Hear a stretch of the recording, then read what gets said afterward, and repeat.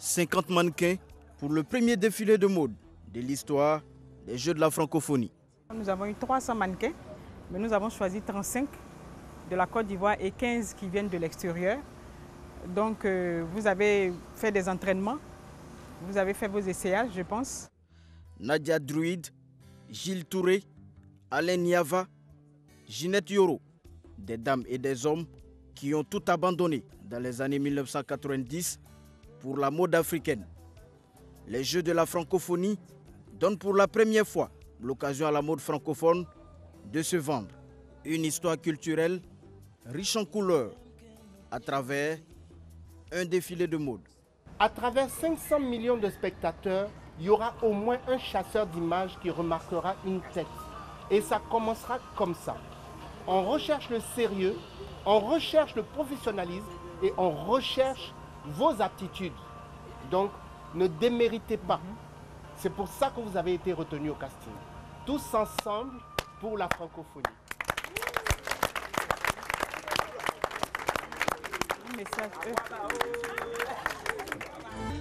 De la soie pour sublimer cette soirée. On le rappelle, nous sommes ici à l'Hôtel Ivoire, au cœur de Cocody Sud. Nous sommes bordés, bercés par la lagune Ébriée qui est juste à côté justement. Eh bien, pour ces Jeux de la francophonie, 8e du genre ici à Abidjan, pour la première fois un défilé de mode pour ces Jeux. Merci d'accueillir donc les créations d'Alain Niava. Qu'il a osé prendre.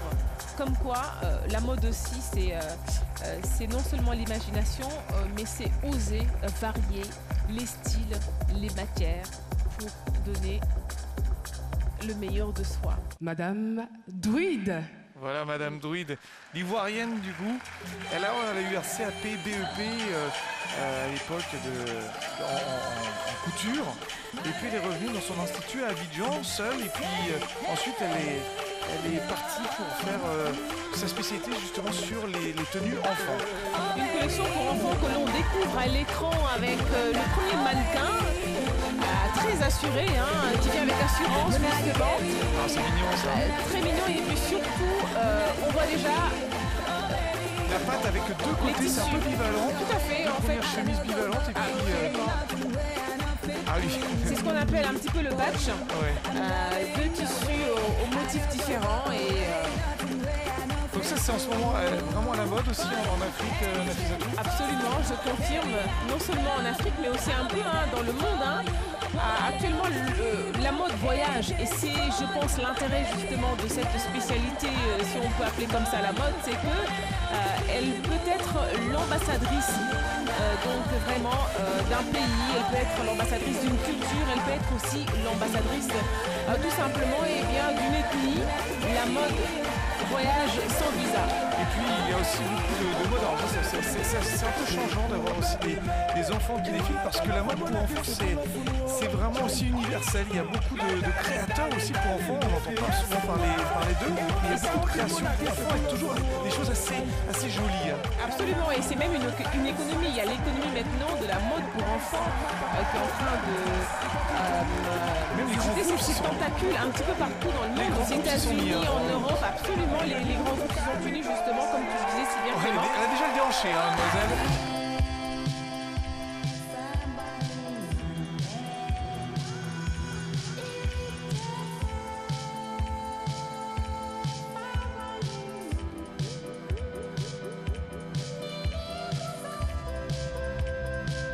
Alors on notera pour ce premier passage que la base c'est le blanc, donc un tissu blanc sur lequel justement le créateur met tout ce qu'il a de sensuel mais aussi de sensible. On le connaît aussi comme un personnage extrêmement cultivé justement qui montre le meilleur de lui-même à travers ses créations. On notera que ce gilet est très stylé. Ouais, avec 3 couleurs. Rouge, blanc et noir. Des matériaux à la base simples, mais qu'il arrive justement à sublimer avec tout ce qu'il a, comme je l'ai dit tout à l'heure, de puissant, c'est-à-dire sa créativité.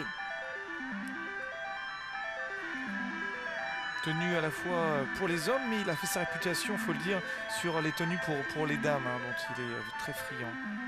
Il a notamment habillé les premières dames du Niger, son pays.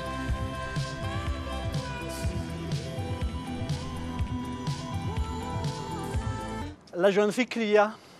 Sa langue se tortilla dans sa bouche telle une rime à l'agonie, dans la jupe rouge d'une cigane, et une nuée de postillons vola dans les airs. Ses habits, sales, déchirés, fibraient sur son corps rachitique, tentant tant bien que mal de couvrir ce qui lui reste de pudeur, ce qui lui reste encore de dignité. Ses longs cheveux jadis lisses valsèrent dans les airs, et elle remua violemment sa tête de bas en haut, bougeant au rythme d'une chanson de heavy metal qu'elle seule fut en mesure d'entendre. Des passants passèrent juste devant elle, sur son trottoir, sans la voir, sans la sentir, sans constater son existence. La jeune fille cria encore.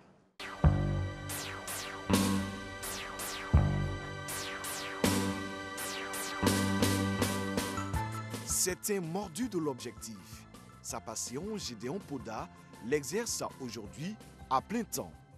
Je suis photographe artiste. Mon travail est basé sur la réalité sociale, culturelle et ethnographique.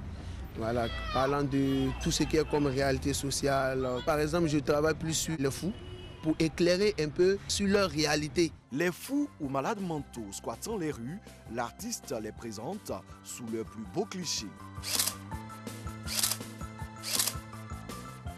Son talent, Gédéon l'exprime partout où l'inspiration le trouve. J'aime tout ce qui est comme art. Donc quand je vois qu'il y a des mouvements qui me captivent net, j'aime immortaliser ça en image.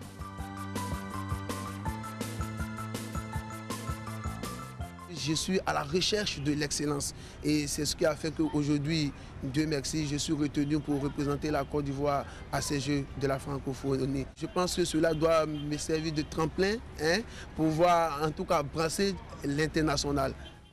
Au-delà de toutes ces espérances, Gédéon est heureux de participer à ces 8e Jeux de la francophonie, une tribune de solidarité et de brassage entre les jeunesses du monde francophone.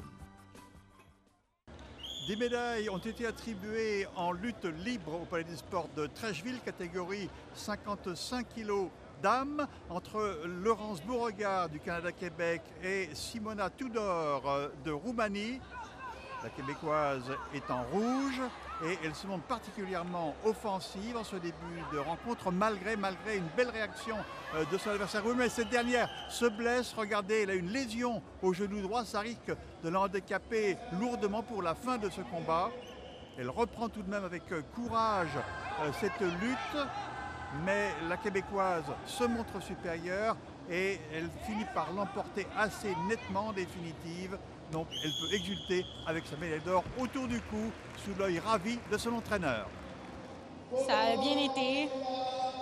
J'ai fait des belles techniques, puis j'ai pas été distraite quand elle s'est fait mal. Catégorie moins de 60 kg entre la Roumaine Denisa Fodor et la Française Aurélie Basset. Aurélie Basset est 3e des Jeux méditerranéens, qui est une lutteuse expérimentée et qui fait preuve ici d'une grande maîtrise technique, d'une force physique supérieure aussi, projetant son adversaire en dehors du cercle d'entrée, ce qui lui vaut 2 points. Elle poursuit son attaque, ici elle se montre particulièrement offensive, elle prend l'initiative et l'arbitre se rend compte évidemment de la supériorité des Françaises qui maintenant totalise 4 points et qui sent la victoire à portée de sa main. Elle projette une nouvelle fois son adversaire à terre, elle va essayer de poursuivre le mouvement pour triompher, ce qui est le cas effectivement, et elle l'emporte donc sans coup férir ici. Très belle victoire de la concurrente française. Et ça fait du bien. Non, j'étais vraiment à l'aise, je me suis fait plaisir. Chez les messieurs, maintenant catégorie 57 kg entre l'Arménie et le Canada. Takahashi, le Canadien, se montre plus offensif que son adversaire. Il prend l'initiative d'une manière générale. Recherche de puissance, recherche de force aussi. Attaque du Canadien qui lui rapporte un point. L'Arménien ne cesse de reculer donc. Mais le combat est loin d'être terminé naturellement. C'est, je vous le rappelle, en 2 séquences de 3 minutes que se déroule un combat de lutte. Ça peut être une éternité lorsqu'il y a une telle intensité dans le combat. Tentative de fauchage qui ne réussit pas. Nouvelle attaque donc du Canadien qui se montre beaucoup plus efficace, qui projette son adversaire au sol ici. L'arbitre frappe à terre et bien entendu l'initiative est à Takahashi, le Canadien. Nous passons maintenant à la finale des 65 kilos qui oppose le Canada-Québec à la Roumanie. Combat dans lequel le concurrent roumain se montre un peu plus entreprenant et prend un léger avantage sur son adversaire. Ce dernier résiste bien entendu, mais les points sont accordés aux Roumains. Ils mènent 2-0. Il faut que le Canadien maintenant réagisse très vite et assez rapidement pour revenir à égalité dans cette rencontre et peut-être prendre l'avantage. Alors ici on s'interroge un tout petit peu, le Québécois a pris un point, puis il projette son adversaire à terre, il prend un deuxième point, donc ils sont à égalité de points, mais la différence tient à ce que le Roumain a inscrit une prise à 2 points qui prend l'ascendant sur 2 prises à 1 point au tableau d'affichage. Donc petit avantage au Roumain qui va tenir la distance, qui va essayer plutôt de tenir la distance et qui l'emporte ici donc. La dernière finale, catégorie 74 kg entre le Canada et l'Arménie. A noter que le concurrent arménien longiligne est en bleu, le Canadien plus trapu, donc a l'avantage d'avoir un centre de gravité plus bas. Il prend l'initiative en début de combat, il enchaîne une belle attaque qui est primée ici, qui lui rapporte 2 points plus 2, en principe 4 points. Le Canadien donc a l'avantage, il essaie de gérer cette avance naturellement, c'est légitime. Son adversaire, lui, n'a pas le choix, il lui faut prendre des risques, il faut s'exposer à des contres également. Il attaque ici aux jambes, une belle prise aux jambes, mais son adversaire résiste intelligemment. Il a une bonne technique, ce concurrent canadien, Shamia Ahmed. Pas de points ici au tableau d'affichage pour l'Arménien. 5-2, donc l'avantage reste dans le camp du Canada. Durant la fin du combat, le Canadien peut se permettre de fermer en quelque sorte le jeu. Il s'impose donc de justesse.